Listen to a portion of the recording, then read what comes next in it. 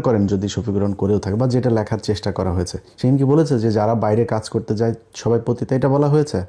বাইরে কাজ করতে বাইরে কাজ করতে যায় সেসব নারীদেরকে পতিতা বানানোর চেষ্টা করা হয় বা বানানো হয়, তারা নিজেরা সবাই এটা বলা হয় নাই কিন্তু। আচ্ছা, এখন আমি যদি ওনার পোস্টকে এখন মানে করি, ডিফেন্ড করি, তাইলে আমি কিছু কথা বলে আপনাদের মানে কারো পছন্দ হবে হবে না সেটা আপনার ব্যাপার, আমি আমার মন্তব্যটা বলি।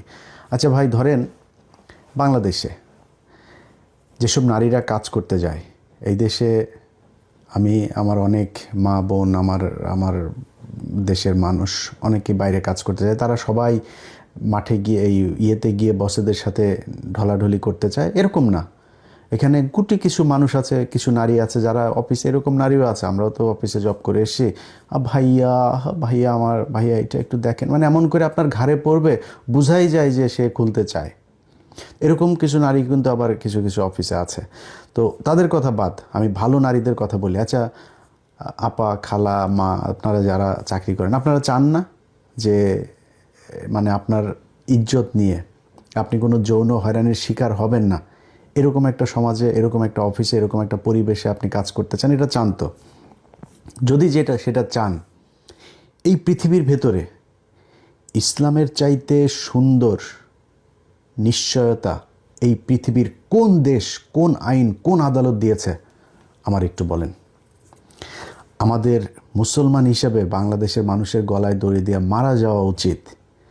শরিয়া আইন বাস্তবায়ন করতে চাই, এটাকে আমি মুসলমান, আমি এটার আমার প্রোডাক্টকে আমি এমনভাবে উপস্থাপন করেছি, পৃথিবীর ভেতরে মনে হয় সবচেয়ে নিকৃষ্ট, সবচেয়ে মানে মধ্যযুগীয় একটা আইন বোধহয় শরিয়া আইন।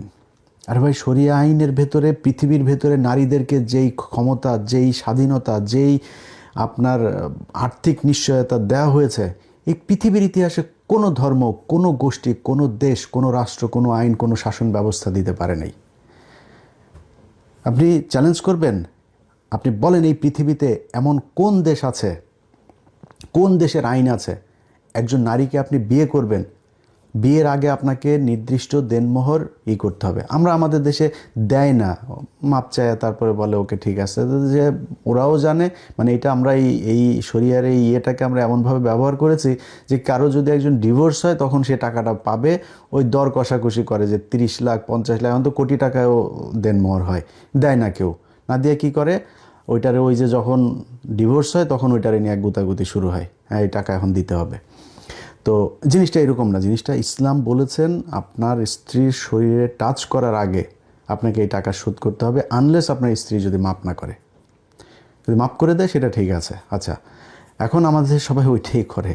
যাই হোক, এই পৃথিবীর কোন আইন বলেছে যে আপনার স্ত্রীকে টাকা দিয়ে বিয়ে করতে হবে? আমার পাশের দেশে যান, একজন দরিদ্র মানুষ তার মেয়ের বিয়ে দিতে পারে না যৌতুক দেওয়ার কারণে। আমার দেশেও তাদের দেশের থেকে এগুলো সংক্রামিত হয়েছে। পৃথিবীর কোন দেশ আছে একজন নারীকে তার স্বামীর সম্পত্তি দিতে হবে, তার বাবার সম্পত্তিও দিতে হবে? এই পৃথিবীর কোন আইনে এইটা বলা আছে আমারে বলেন। মানে শরিয়া আইনের ভিতরে এটা বলেছে যে একজন নারী কাজ করতে যেতে পারবে না, বাইরে যেতে পারবে না সে। আরে ভাই, কোনো নারী যদি তার চোখ মুখ সব বন্ধ করে, ইসলাম আপনাকে বলেছে আপনি আপনার মুখমণ্ডলে এটুকু আপনি খোলা রেখে আপনি বাইরে যেতে পারবেন। যদি আপনি বেটার করতে চান, আপনি পুরো শরীর ঢাকেন, সেটা আপনার ব্যাপার, আপনাকে করে নেই, আপনি কাজ করতে যেতে পারবেন। ইসলাম আপনাকে যুদ্ধ করার সুযোগ দিয়েছে, যুদ্ধ করেছে আমাদের নারীরা, কোনো সমস্যা নেই। কিন্তু শরিয়া আইন মানে এমন একটা গজবের মতো তৈরি করেছে, এমন এই কথাটা শুনলেই মানে মনে হয় যেন বিশাল এক ভাই, রাসূল সাল্লাল্লাহু আলাইহি ওয়াসাল্লাম বলেছিলেন যে উনি এমন একটা শাসন ব্যবস্থা রেখে যাবেন